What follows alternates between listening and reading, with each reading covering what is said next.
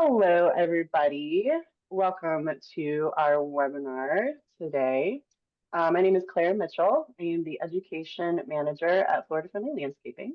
And we are going to wait a second for everybody to get in the webinar. So I have a question for everybody. What is your favorite part about living in an HOA?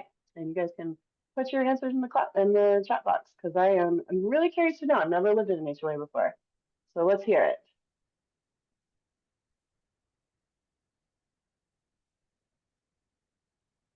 Ooh, we got somebody from Hillsborough County. Do you live in an HOA, Guy?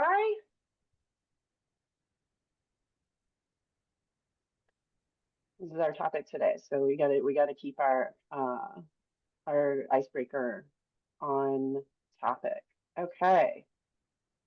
We don't have to arrange contractors for landscaping. That does sound nice. Don't have to, it's one less thing that you don't have to worry about. Okay, we got protecting property values. Very good. We got one HOA that's not very active. What amenities, Rebecca? Ooh, conservation areas in your HOA. That's awesome. That's really cool. Oh, the icebreaker question, everybody, is what's your favorite part about living in an HOA? Oh my gosh, we have so many new messages. Okay. Oh, and the HOA manages all the landscaping. We have a good sense of community and not having to handle lawn maintenance. Okay, we have tree trimming services in public areas. Shared efficient painting and roofing costs. That makes sense. HOA keeps the community looking good. Ooh, a shared pool. I would like that for sure. Okay, Barbara from Boynton Beach. This is her first time living in an HOA. Okay, common areas and ponds are cared for. Oh, we have someone from Yulee, Florida. Sorry, I'm just jumping in. I'm in Yulee right now. All right. This is great, you guys. It looks like you have a lot of really great reasons. Got community and caring neighbors, a community garden. That's great. Yeah, we are. I'm really excited to learn a little more about this topic because it is really nice to not have to care for your own lawn. I can see it as like super convenient. And what we're going to hopefully learn in this webinar is some ways to work with your HOA and with your landscaping trained contractor to keep our yards Florida friendly. We recently moved into an HOA that has a county preserve and a state preserve. That sounds lovely, you guys. Okay, well, we have been waiting for a little bit. We got 133 people in this webinar already. So I'm going to go ahead and get started, and we'll give people a little more time to sign on in. So, welcome to today's landscaping, Florida Friendly Landscaping webinar. This is a series that we give every third Tuesday of the month at 11 a.m.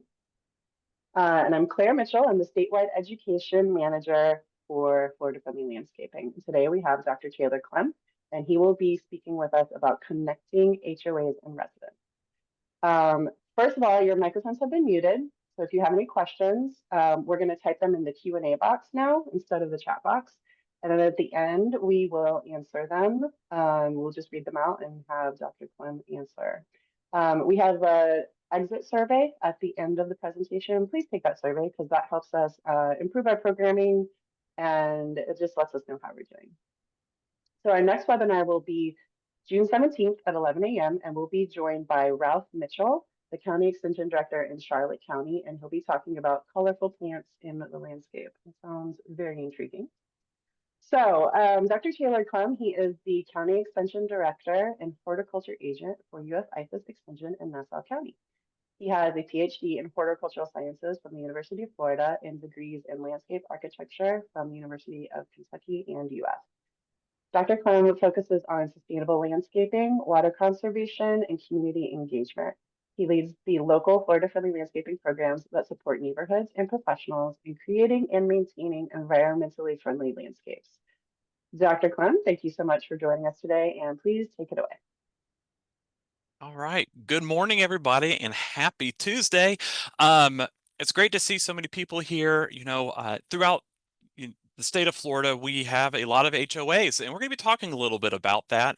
And I see that we have a lot of people. I see actually some names that I know. So hello, everybody. And one person in the comments mentioned that they're from the Yulee Callahan area. I call that Eulahan. And that's actually where I live. So, but anyways, I'm all the way up in Nassau County. So I am far northeast Florida. And my goal today is to present to you all about how can we empower homeowners to promote Florida-friendly landscaping, especially within the context of our HOAs and our homeowners associations. So we're going to be spending some time going over some different backgrounds, some different information, but then also some very like actionable items, like what are some of the things that we can do within our communities. So let's go ahead and get going before I get too far ahead of myself. So background. A lot of you probably already familiar and already know about the Florida Friendly Landscaping Program, because we want to put this in the context of what we're going to be talking about today. So the FFL program is a state of Florida's premier extension program that promotes sustainable alternatives to conventional landscaping, providing guidance on low impact, environmentally friendly, science-based landscape practices that use less water and reduce pollutant loading to Florida's waters. So when we think statewide, what is this FFL program or the Florida Friendly Landscaping Program? Essentially, it's our best management, our guidelines that we use to help manage, protect our natural resources through our landscape decisions. And we do that through the organization of these 9 different principles. So right plant, right place. Second one, water efficiently, fertilize appropriately, mulch, attract wildlife, manage yard pest, recycle yard waste, reduce stormwater, and protect the waterfront. And there's so many ways that we can implement these different best management practices with the Florida friendly landscaping in our backyards, our homes, our neighborhoods, our communities, to help ultimately come back to protecting Florida's water quality and quantity. And one of the ways that we do that, or how we kind of structure that, is looking at the statewide program. We have these 3 kind of major program areas. We have FFL for home landscapes, and that's a traditional, is like what are homeowners, what are the residents doing on their properties that they manage that relate to the FFL program. We have FFL for community landscapes. So those are the programs that we have for builders, developers, community associations, homeowners association boards, community association managers. So a lot of the people that are helping run, maintain, and manage or build and develop HOAs in different communities throughout the state. And then the third one is for landscape professionals. So the landscaping professionals, those green industry professionals, are those the ones that we're contracting and working with to help maintain either our private property or that public common space that we have throughout our communities. Um, so ultimately, as we go through today, I want us to do 3 things. I want us to understand generalized community governance and structure.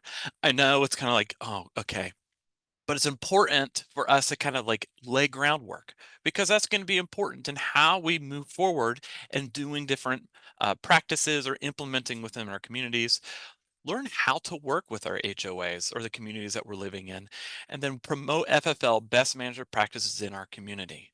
So typically, when we think about where do I fit within the FFL program, if you're a homeowner or an educator, a lot of times we think of that FFL for home landscapes. But when we start thinking about our entire community, that's an entire ecosystem or an entire network of people that are involved, engaged.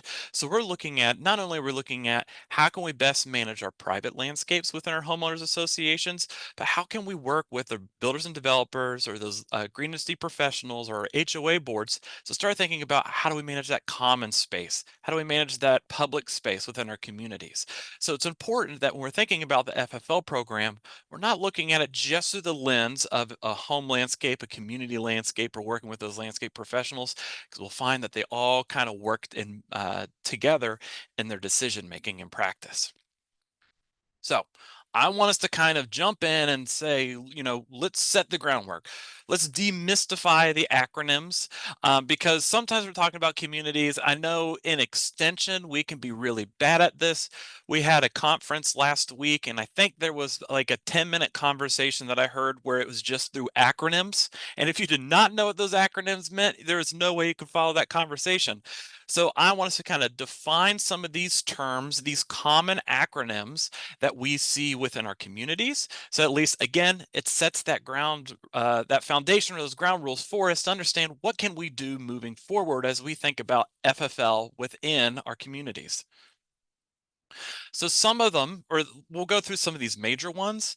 First one is a PUD, or a planned unit development. Sometimes you can actually see these defined in legal terms within our local context or local codes, but a lot of these are going to be defined from a very broad perspective. So you just put that in the frame of reference. So the first one, planned unit development, it's an area to be developed as a single entity according to a plan containing one or more residential clusters and one or more public, quasi-public, commercial, or office areas. Residential PUDs commonly include parks, playgrounds, community centers, or includes master planned communities. So that is a planned unit development. So there can be a couple different zone uses that actually exist within a PUD. The next is going to be an HOA. So what is an HOA? A homeowners association. So a homeowners association is a private organization managing a residential community, typically detached or semi-detached homes, by creating and enforcing rules and collecting fees. And they help manage that private and common properties within that HOA. Next is a COA. COA is a condominium association. A condominium association, similar to an HOA, but property is typically managed as common property only, no private property. But that's going to be more of like that higher density housing. There's not going to be that detached or semi-detached properties. So that's more specifically with those condominiums we typically see, obviously, along beaches or some of the urbanizing areas. So next is neighborhood associations. Neighborhood associations, they typically have no rules or restrictions. They're not a private organization. They don't have anything articles filed with the state, but they're recognized as a community group, generally focused on advocacy and community events. So it's just, if you live in a community, it's not necessarily an HOA, but the neighborhood association might engage community in some type of capacity or activity. And finally is CDD. So a CDD is a community development district. So a community development district, they're independent special unit of government, like a quasi government that's established by developers, and this is set up in state statutes. So the developers are then able to finance roads and infrastructure through bonds that are then paid through our CDD fees. So it's like a special tax district that exists within your community. So all those homes are paying like a special CDD fee that goes on to specifically paying off that bond or going towards other capital improvements that you might see within it. So it's important because CDDs are not necessarily new, but we're seeing a lot of them within community growth and development. So I want to kind of talk a little bit about CDDs and HOAs because sometimes, they're overlapped a lot. So it's important to note that not all homeowners associations are in a CDD. And not all CDDs have to have an HOA. And then some CDDs can actually have multiple HOAs within them. So it's just really important to kind of like differentiate and define those, because depending on where you live in your HOA, if you have a CDD or not, that CDD can help structure, like they're going to be making decisions at a broader scale to a certain extent, but then who manages what from the HOA and who manages what from the CDD can be different based off of where you live. So it's really important to understand, if you're living within a community that's a CDD and an HOA, who manages what. So, but anyways, we're still going to provide some of that information as we move forward. So now let's talk about HOAs in Florida. So HOAs in Florida, 45% of Florida homes are in HOAs. The national average is 22%. So roughly when I pulled this data at the end of last year, that's about 4.5 million units roughly that are in HOAs within the state. That's a lot of homes, 45%. We are one of the top, it's us and California, I believe, are the top two states that have the most homes within HOAs, and our national average is 22%. Um, but ultimately, what's the purpose of an HOA? It's the goal is to maintain property values essentially through implementing neighborhood standards. Ultimately, when you're talking to HOAs, HOA boards, you're talking to the community association managers, it all comes back to the economic viability of that community and making sure they're maintaining property values. So it's important to note that we're seeing some local codes that even dictate how developments occur. So in Nassau County, for example, all new developments, 100% of new developments must have an HOA. 100% of new developments must have an HOA, and that's written within our county codes. So other counties may have similar ordinances, or so it's going to be valuable for you all to kind of, if that's something that you're interested in and thinking about how's development and growth being managed within my community, is that a requirement? So, but it's important to note that Florida has a lot of HOAs and it's going to keep growing. So let's talk about the roles and responsibilities of the HOAs and CDDs. So a homeowners association is builder or developer controlled. Um, and they're controlled until about 90% build out by the builder developer. So they have the boards, and on those boards, it's primarily all the seats that have those voting positions are builder and developer, but that's controlled until the 90% build out. Once the HOAs get at that 50% build out, a homeowner can be elected onto that board to kind of start to be a voice for the homeowners within the community. And then I believe the builder and developer can at least have one person on the board at any time until they are no longer building and developing in that property. So continuing on that discussion, how's the structure of a CDD work? So again, a CDD is a quasi-government. So think of it as no different than any like small local government. It has a 5-member board, typically builder and developer controlled until there's a certain build out, that are appointed by the builder. And then the CDD actually has to operate like a government body. They must have agendas and minutes. They must have meeting announcements. They're subject to Sunshine State law. So if there's like a freedom of information request, the CDD is subject to those requests as well. They are operated like a quasi-government. So that's why they have that ability to have that special tax overlay within the different communities. Again, set up through state statute. So this kind of like paints the big broad picture, but how can it generally look from your HOA specific, community? So let's think about who those key players are. Throughout your entire HOA, you have your homeowners. And at that earlier part of development and construction, it's the builder and developer. They are the voice of the community. But as you grow, the homeowners end up having that control. So essentially, your homeowners are going to be making the decisions at the end of the day for the entire community, or everybody is essentially representing and working for the homeowners.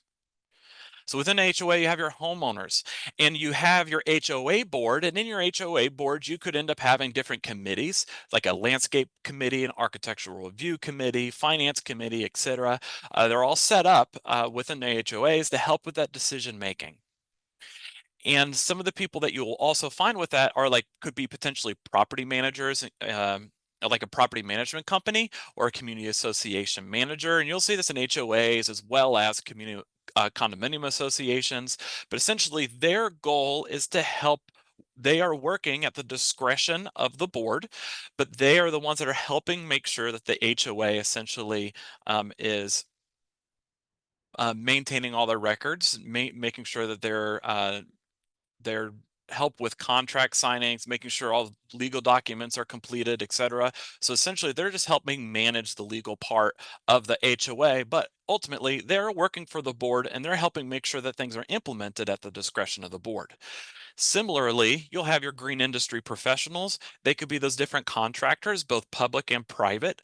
Those contractors that come to work on private property for individual homeowners, or they're the ones that are going to be hired by the HOA board to help manage that common space. So you can have, in some communities, the HOA maintain 100% of the landscape. So you'll have at least one green industry professional or contractor coming in, depending on scale or size. You might have multiple contractors that oversee different parts of the community.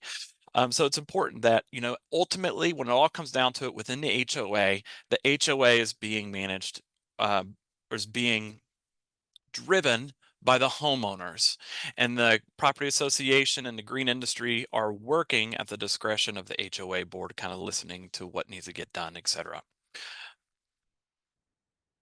So every community is different. That's one thing I always want to make sure that I emphasize.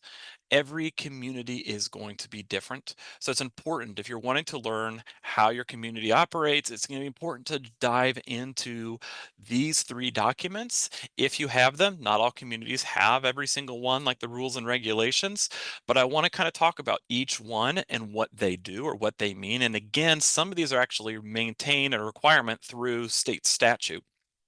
So the first one, the covenants, conditions, and restrictions. So they help, essentially, they define property use restrictions. They clearly define maintenance obligations for the HOA and individual homeowners. They provide mechanisms for rule enforcement and disputes resolution. They are lender protection provisions and assessment and insurance obligations. These are all things that you can find within that CCR, but ultimately they describe what the community should become, the rights and obligations of the homeowners, and they're actually filed with the state and is legally binding. So if your covenants, conditions, and restrictions, they are sent to the state. They are difficult to change. They're very expensive to change because they typically, they're difficult to change because it's going to require vote of membership, which is typically, depending how it's set up, it could be a majority of homeowners or it could be a 2/3 vote of homeowners. And then there's that legal aspect to it, and that has costs associated with it. Next, we have the bylaws. Bylaws describe how the community will achieve the what, or the CCRs. So the bylaws establish that government process, and they can be difficult to change. Same thing, they require a vote, but it's not like a legal binding document per se, that you're not having to resubmit it to the state for any changes or anything like that. But the bylaws might include things like the frequency of board elections, process for nominating or electing new board members, number of members that serve, length of board services, those types of things. And the last is the rules and regulations. Rules and regulations essentially become anything not covered within the CCRs or the bylaws. The change and updates usually require a vote of the board, and they do like to get community input. And then they can include, a lot of times we'll see landscaping guidelines within the rules and regulations. So, but you may even see within your community, there might be something related to landscaping within your covenants or your bylaws, and then the details might fall within those rules and regulations. So it's going to be important that if you're wanting to think about change or how you can look at Florida-friendly landscaping program implementation within a community, it's important to understand those documents and how they kind of set up the landscape typology or how the landscape should look over time. So we covered all the bases, essentially the structure and what a HOAs, COAs, CDDs kind of all look like. So we have that ground rules, the groundwork kind of planted for us. But now we want to say, how do we create change? Ultimately, how do we promote change? How do we work with HOAs? How do we educate HOAs? Or if we're part of an HOA, what is something that we can do to kind of drive this change, promote change in a positive way? That's going to be an important thing. But it's important to always know that every community is going to be different that you work with. Every community is going to be different because HOAs, how they write the CCRs, the bylaws, the rules and regulations, that's going to dictate what the community can look like. Therefore, how easy it is to make suggestions, changes, etc. Is there an architectural review committee? What are the requirements to request changes within the landscape? So it's important to understand these processes. So if you're going to want to work with the community, or if you're going to want to work with your HOA to make changes on your property, it's important to start to dive into these details and learn about the community more so we can have better decision-making processes. But ultimately, then think about, understand the purpose of the HOA. Why are they there? What are they doing? Because if we can think about what are the Florida-friendly landscaping practices and changes that we want to implement within the community, we need to understand the purpose of the HOA and how can we make sure that we are achieving that purpose of the HOA with how we want to implement these different best management practices within the community. So understand the purpose. A lot of HOAs, typically it's property values. At the end of the day, I think property values is one of the number one reason HOAs exist to a certain extent. And to do that, they want to help maintain aesthetics. What is the community going to look like? And that uniformity can drive that maintenance of property value, ensuring things are maintained properly, looking according to the rules and regulations, and as well as they want to come in and help, the HOAs want to come in and help improve and protect quality of life, which includes how are they managing those shared common spaces. So before we started, some homeowners were talking about the amenities. They abut up these conservation areas. So there's bike trails within HOAs. How are all these common spaces being maintained and managed? Because that helps protect quality of life or promote quality of life within the community. And in turn, that makes that community more attractive to others. And then that can help support those property values. So ultimately, when we start to think about how do we create change, what's the goals, what's the purpose of our HOA, and how do our recommendations with FFL help achieve those as well?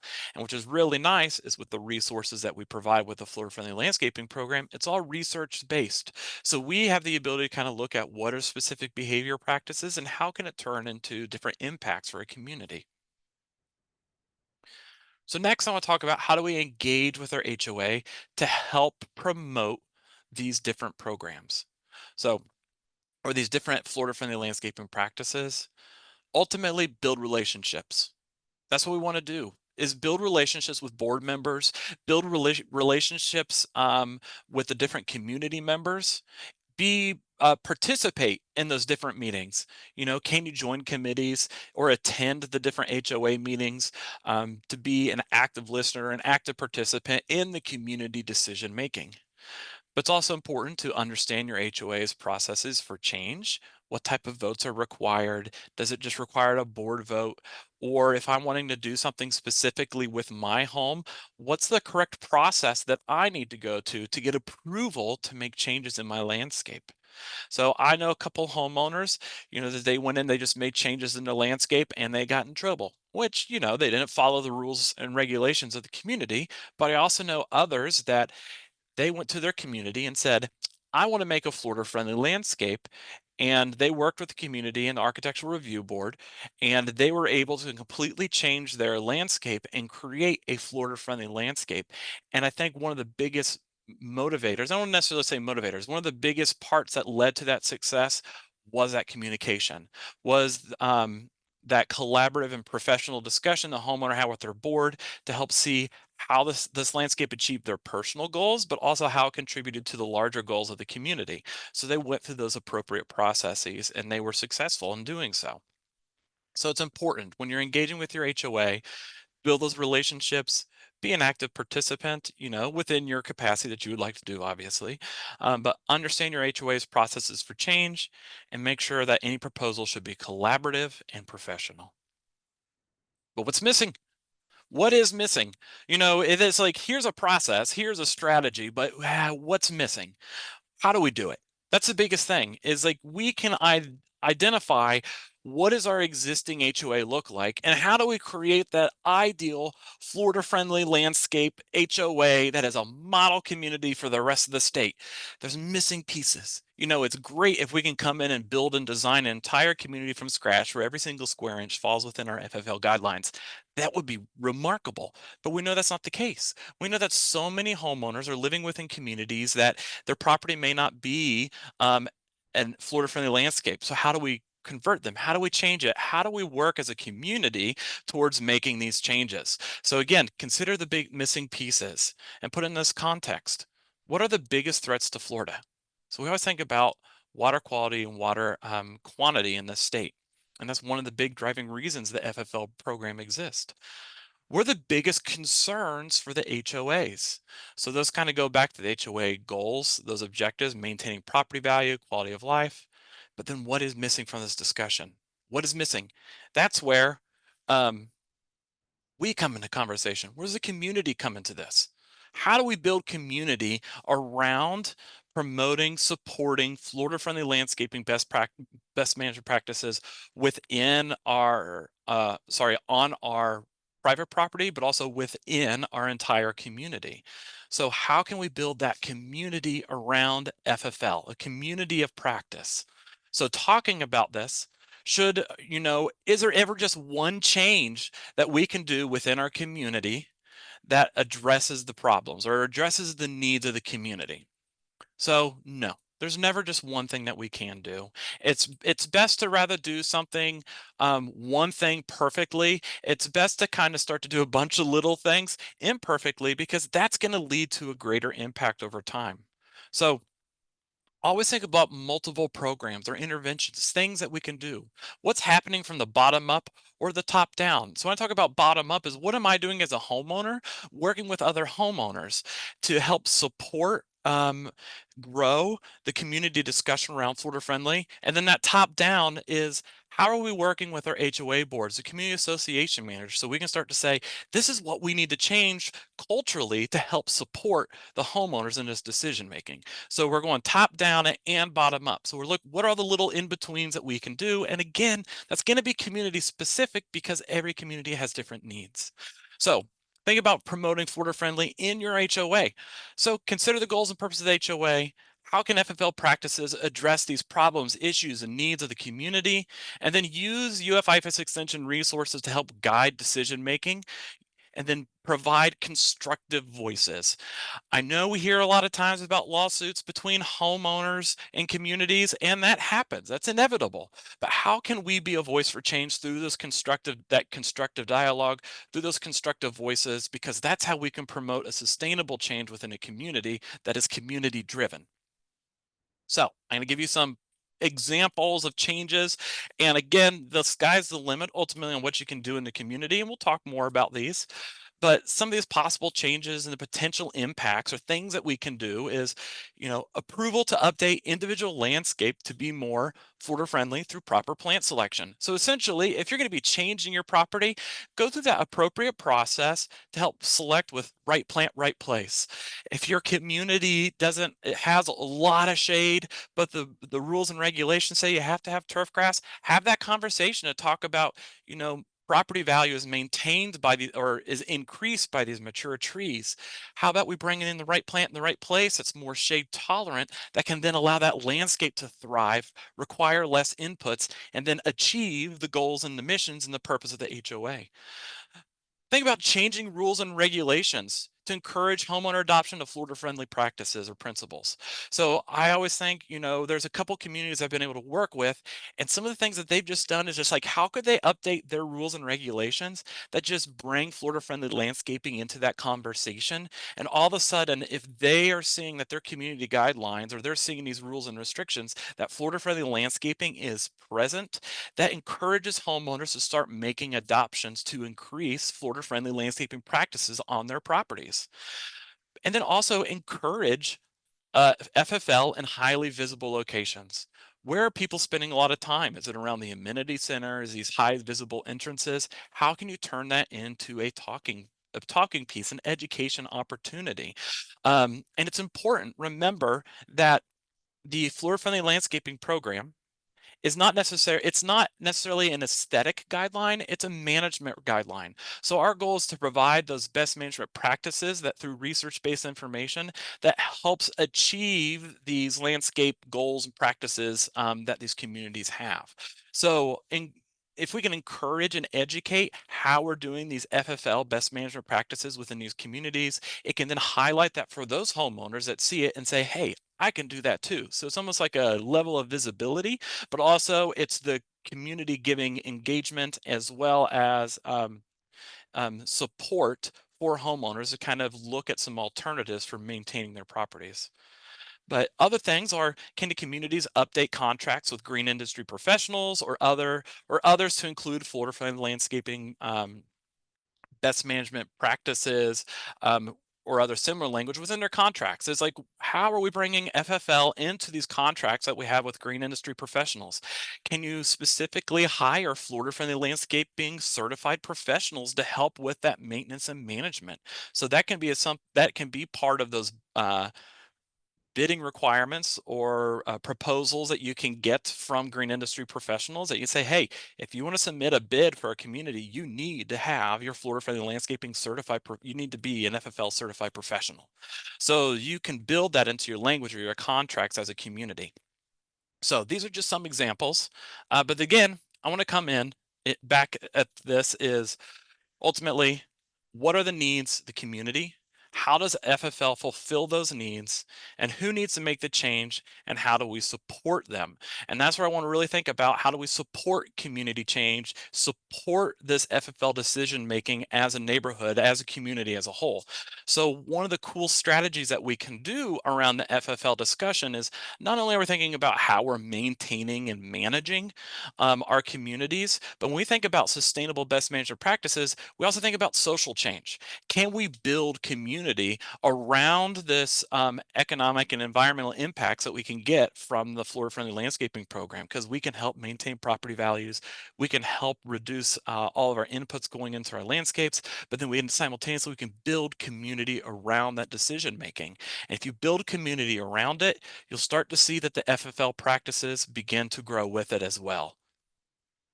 So part of this missing piece is building community through FFL. Find a shared purpose and vision. Align HOA goals with the FFL principles. Think about trust and safety. So I'm going to go through like some of these tenets of building community, and I'm going to put that in the context briefly of the FFL program. So the shared purpose and vision, align HOA goals with the 9 principles. With trust and safety, build trust, showing transparency through like contractor choices, policy updates, etc.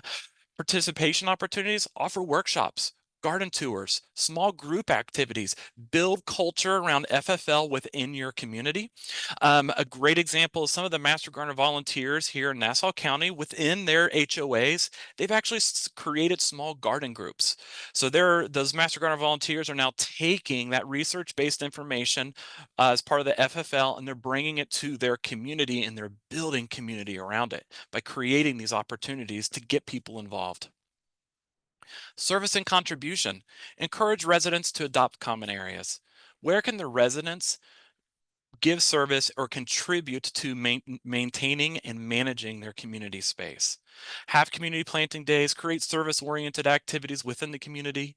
Communication transparency, keep community informed about projects, explain how FFL are economically and environmentally beneficial. So this is really going back to how we are addressing the community's needs with FFL. So create transparency, create communication. And again, this is a fantastic opportunity to really think about, are you doing this from the homeowner's perspective, or are you on a committee?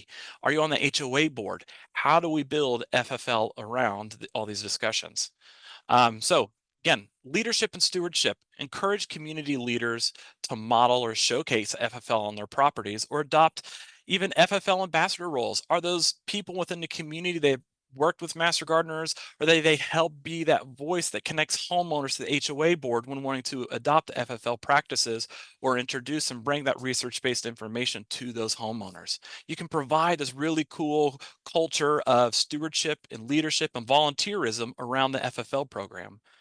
Think about rituals and identity. Create shared experiences or create FFL yard awards. Some communities have like the yard of the month award. Flip it. What's the FFL yard of the month? Or what community has shown that they saved the most water as a result of adopting FFLs? Build community around it. Accountability and responsibility. Update HOA rules and regulations to encourage FFL. Educate residents on their rights and responsibilities, but how does the FFL fit within the context of making sure that we're actually following the rules, the guidelines of the HOA? So the last two are adaptability and growth. Use feedback from residents to refine landscaping choices and community policies. One of the great things about extension is we're never going to get 100% correct the first time. That's why we're always evaluating. We're always looking for feedback from the community, the participants of our different events, so we can kind of learn, are we being successful in what we're doing? Are we achieving our goals? And if we're not, we're always looking at that feedback. It's like, what can we modify? What can we change? How can we improve? So think about that from the perspective of if you're within your community, if you're helping serve your community, if you're helping build that community around the FFL, think about how you're always going to grow and change. So, and then lastly, recognition celebration. Recognize the community when it's doing well. Highlight FFL adopters and improvements through newsletters, etc. Celebrate success together. When you're doing that, the community kind of comes through that. And that's one of the really cool things about building the community around this community of practice. We have the ability to be leaders in our community through volunteerism.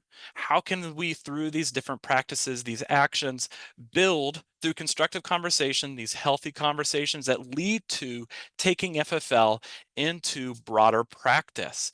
And when I was kind of like putting this together, I was reminded of a quote with regards to service and community. It goes, "He who serves his community is his community's greatest."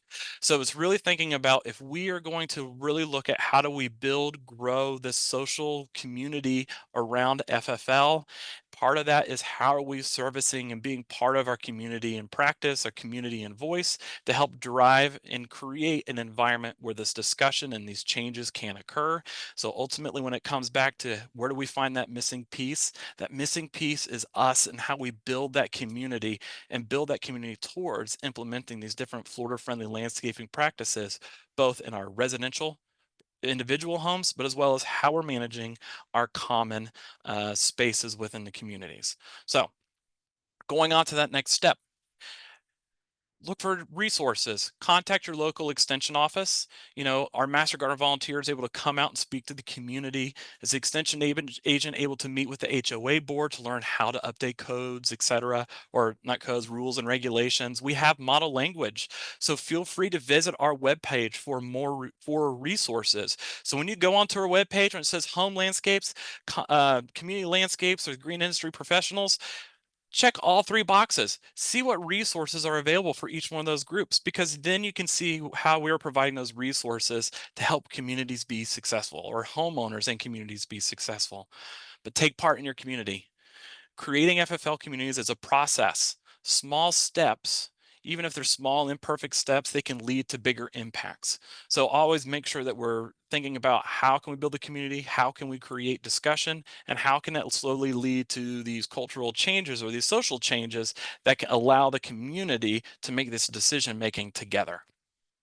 So in conclusion, always come back to the Florida Friendly Landscaping Program and really just think about, how can we implement these practices on my own property, or how can I work with my community in a way where we're ensuring that we are adopting these different Florida Friendly landscaping practices to ultimately meet the HOA goals of protecting property values.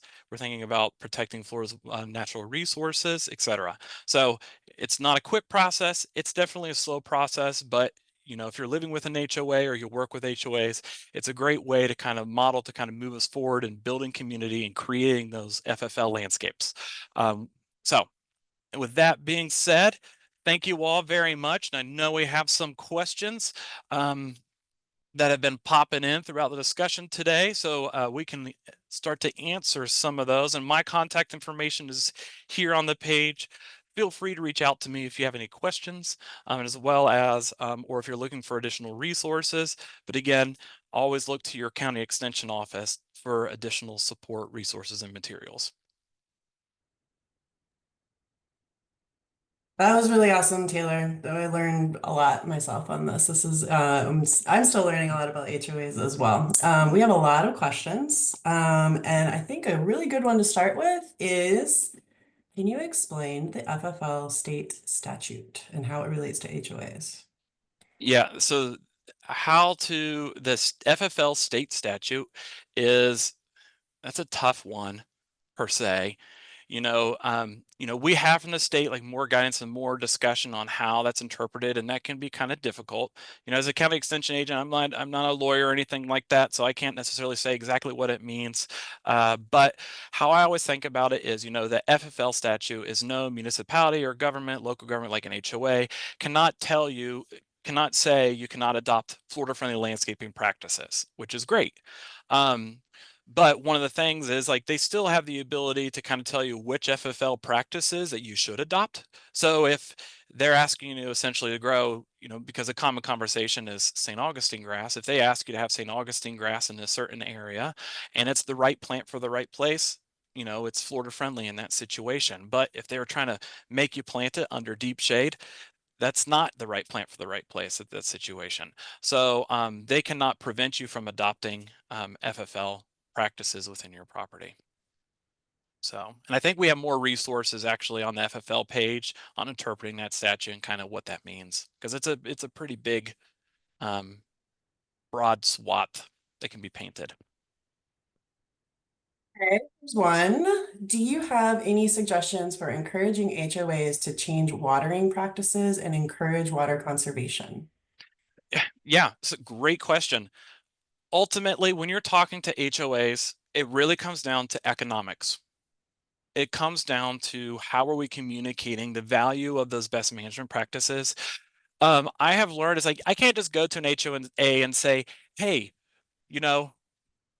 water different or irrigate differently because it's good for the environment. That does not resonate with them. I wish it did, but it doesn't. So our goal is really think about what are you doing? Well, this is how much it's costing you. If you end up adopting these specific practices, even if they're on well, you can actually see that economic impact of making these changes. So if they're paying for reclaimed water, you want to save a lot of money, let's reduce the irrigation, make sure only irrigating twice a day as our max. And then you can kind of even estimate. We have some tools, there's some audit tools that some extension agents use that you can kind of loosely calculate what their water savings are, or could be. So it's really important when you're framing that conversation is thinking about what's that economic impact, because if you can then end up saying, oh, by making this change, your landscapes are actually going to be healthier, because if you're overwatering, there's going to be less pest issues, disease issues. You're going to be paying less for water, obviously, if you're having to pay. So there's a lot of benefits from reducing it. So it's like you have those economic benefits and we're like, great, if you make this change, you could potentially save this amount of money. Then what? Where can you move that project, those funds to?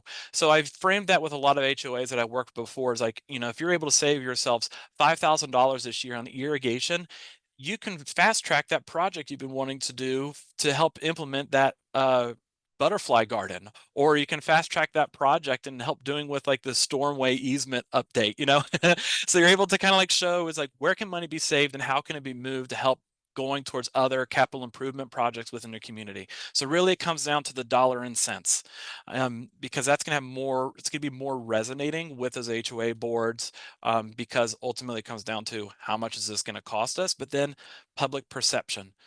How do people perceive it? Because sometimes that perception and that public perception of people seeing in the landscape, that is going to be harder. So, the HOA was like, well, it's going to be worth the cost, because all of a sudden we have the entire HOA saying, we want this, we need this is how it should be maintained. You're stuck between a rock and a hard place in making those decisions. So again, multiple intervention opportunities is how can we educate the HOA boards, those property managers, and kind of saying, here's these best management practices, but then how can we also come in as to help change that public perception through that social intervention of creating these conversations, creating this community around FFL. Then all of a sudden the community is going to want to tell the HOA, hey, we want to see these changes because we want to encourage these best management practices, etc. So you're kind of like two-pronged multi-intervention approach. So hopefully answers the question. It's a very big question. I know the state office is working on this, but we have a couple of questions asking about model communities. And are there any photos that we can share? I can tell you from the state office's perspective, we're working on a neighborhood recognition. So right now we do individuals' yards, individual homeowners' yards for recognition, but we're working on creating a neighborhood recognition checklist. And so that's something that we're going to be launching pretty soon. It's on its way. But Taylor, do you have any idea? Do you have any photos or any communities off the top of your head that you think are good model communities? I don't have any photos just like handy of some of them, but from the context of where I'm at right now, in Nassau County, one of our biggest communities is Wildlight. Two success stories in Nassau County that I really like. So a newer development, Wildlight, they are growing. They're going to be growing significantly over the next, 10, 15, 20 years. But they're actively working with IFAS Extension, with their development team, kind of say, what's these new landscaping typologies that we can do to ensure that we're, right plant, right place, following these FFL practices and principles. So their goal is like, how do we create a community built around FFL from design, which is really, really cool. And they're even looking at how are we managing it to help improve landscape management practices. So we're working with them, and there's other communities all across the state that are adopting this, but they're really working with myself and other state specialists to kind of really think about this very big picture, long-term management plan and design and conservation and management. Another example is there is a community, it's the Amelia Island Plantation Association, is on the south end of Amelia Island. I geek out about that one because my landscape architecture program, if you know who Ian McCarg is, he was involved with the development of that area. But one of the projects is, it's been around since the 70s, but they're really looking at like, how do we manage the long-term health of this community? So they started actually putting together an environmental resource management plan that actually outlines the community's goals in these different areas, like the maritime forest, the dune ecosystems, the properties, and like essentially creating the roadmap, that strategic plan for the entire community and how they're going to be managing it. So it's a really cool kind of like roadmap that they've adopted and are using to help take care of their community. So it's really, we're working with one program where they're trying to start from the beginning or trying to adopt practices at construction, but also one that's 50 years old that's wanting to adopt different practices now to help ensure the longevity and viability of their community. Sorry, I don't have pictures. Oh, so wildlife and an Amelia Island. What was the other one? Sorry. Plantation Okay, association. Yeah. that would be get on Google Maps. Go look in there. Yeah. See what it looks like. Okay, so I'm kind of combining a few questions here. Mulch and pests and aesthetics Yeah. and wildlife issues. So one question said, or comment, this homeowner has mulch, and a neighbor said, we don't want mulch, it brings bugs. Cypress mulch, we want to use cypress mulch because it suppresses insects, which I don't even know if that's true. We don't recommend using cypress mulch, by the way, because it can be No, don't harvested use. from whole trees, from wetlands, and we definitely want to. We're water quality program, so we want to keep our wetlands healthy. No harvesting cypress. So what advice do you have for homeowners who want to implement FFL? But are kind of running into these perceptions that bugs are bad, snakes are bad, mulch is bad, and because we don't want to deal with weeds and critters or something like that. Yeah, I always jokingly say that they're there regardless if you have mulch or not. But like, oh, I love trying to change the conversation or the perception on like racers, because that's like what like black racers and rat snakes are some of the most common snakes that we see around homes, and I call them your free pest control operator. They are there managing the other things you don't want there. And you can always identify or know that they're around when you see all the lizards up on the side of your house. That means you probably have a rat snake or a racer hiding in your shrubs. Um, but I definitely understand a concern because I'm a homeowner, so you have to have like your termite bond on your home. So there is a concern about mulch coming up or mulch coming to a building, and then that actually can create an environment that encourages other pests to grow or even get into your homes, or the populations to increase and get into your homes. So it's really important. That's why we have our different best management practices. So usually, like with regards to termite, termites. Termites, if you have that high moisture environment, you have mulch piled in too thick, it's going to create an environment, and if that's right up next to your house as part of your ornamental beds, that's going to create a great way to kind of attract them and bring them into your house. So if you do, make sure you're maintaining that 2 to 3 inches of mulch within your landscape bed. You'll get the benefits of the mulch, and you're going to significantly reduce the threats of some of those other pests actually making their way into your homes. Now, is it going to be foolproof? No, absolutely. Nothing ever is. But some of the other things that we can encourage is making sure that, when we think about right plant, right place, think about how big or wide a plant gets in the space that you want to plant. Some of the issues that we do have with concerns of like disease or other pests or insects around homes, you will see that they're planted too close to a house at that mature size. When you bring in a tiny sweet viburnum in a 3-gallon pot in a new construction and you plant that 3 feet from a foundation, which is a very bad idea, that viburnum is going to be smooshed up against the house. It's going to be growing up against the house. That creates a space that has high humidity, and it's going to attract everything there. And again, that's just wrong plant, wrong place. So as long as we can encourage that mulch depth, but make sure that our plants are sized that air can circulate, it helps reduce humidity and moisture around the house. It helps protect it. As well as in some homes, I know we don't want stone as mulch, don't use stone as mulch. Some homes will actually use a gravel barrier, that space between your house, your foundation, and like that eave. So if your eaves stick out, like 12-inch, you can have like a 15, 18-inch gravel line potentially, and that's like a little buffer. So if water falls off the roof, if you don't have gutters, the gravel actually dissipates the energy from the falling water and helps protect the soil. And then your planting bed can kind of begin. So it adds an extra little buffer. And again, going into what Claire mentioned, mulch choice, sustainable best management practices. So cypress, cedar, all those things, they're not sustainably harvested. So anytime we're using it, we're actually taking it from somewhere in our environment or from an environment where it's highly needed. So it's best to get things, I usually just default to pine byproducts. So pine bark, pine straw to use within your landscapes. There are some other things that are great, like melaleuca. Don't use rubber, don't use stone, don't use cypress, cedar. And leaf litter, natural leaf litter is great, cheap.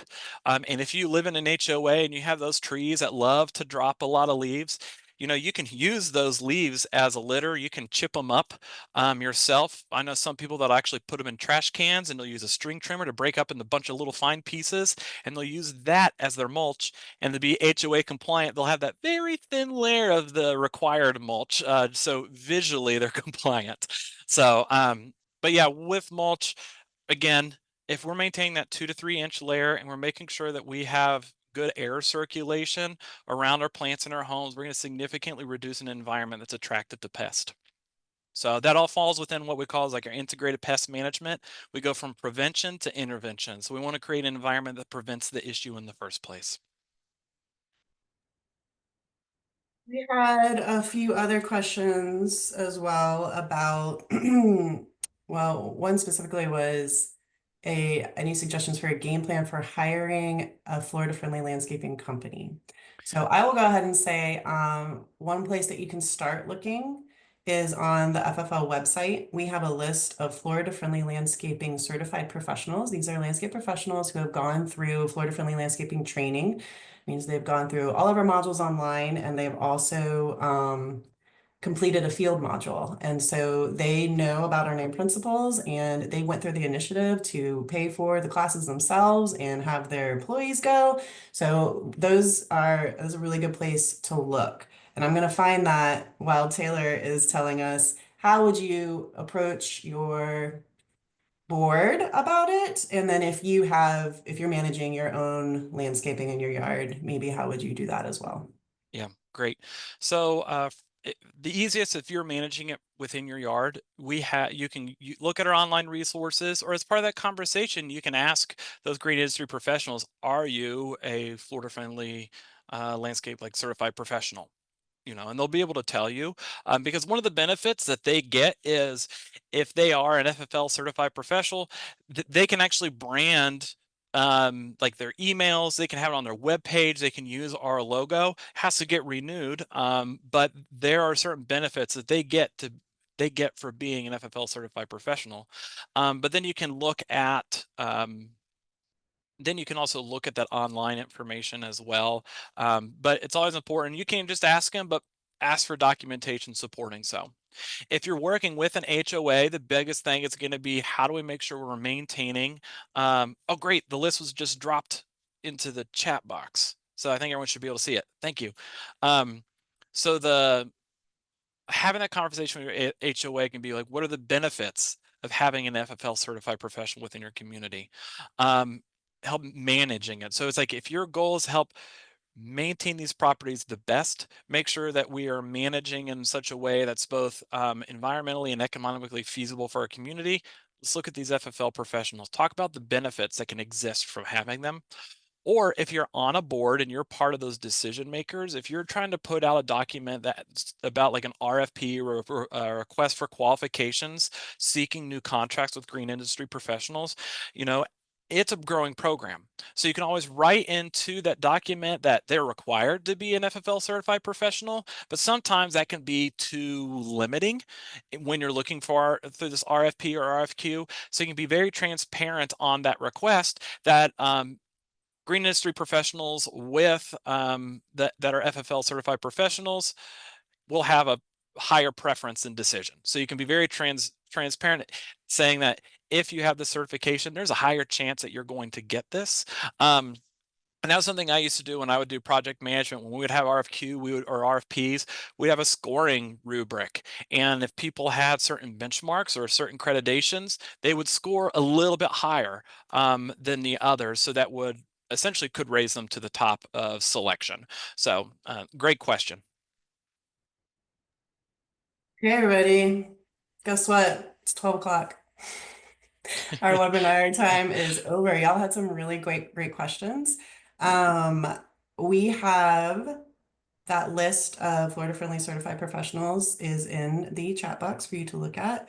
We also have a list of questions that you can ask a landscape professional when you're considering hiring them. Ask them about their